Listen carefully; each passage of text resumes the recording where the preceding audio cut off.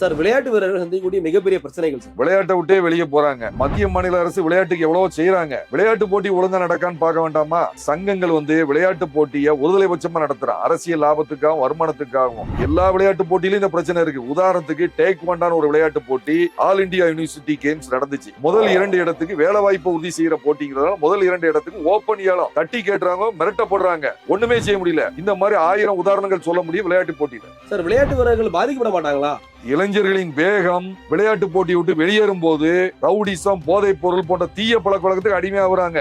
பாதிக்கப்பட்ட இளைஞர்களுக்கு சட்ட ஆலோசனைகள் வழங்கி கிராமப்புற ஏழை மாணவர்கள், பணக்கார அணியில இருக்கிறவங்க தான் சர்வதேச போட்டியில் விளையாட முடியுங்கிற சூழலை மாற்றி திறமையான இளைஞர்களை சர்வதேச போட்டியில் விளையாட செய்வதே சட்ட உரிமை கழகத்தின் நோக்கம். விளையாட்டு வீரர்களுக்கு சட்ட உரிமை கழகம் என்ன செய்ய போகுது? பாதிக்கப்பட்ட விளையாட்டு வீரர்களுக்கு சட்ட உதவிகளை செய்வோம். அவங்க சர்வதேச போட்டியில கலந்துக்கிற உதவி செய்வோம். நியாயமான விளையாட்டு வீரர்களின் வெற்றி பயணத்துக்கு இடையூறா யார் வந்தாலும் எது வந்தாலும் விளையாட்டுத்துறையை காப்பாற்ற சட்டப்பூர்வமாக சட்ட உரிமை கழகம் அவர்களை எதிர்கொள்ளும்.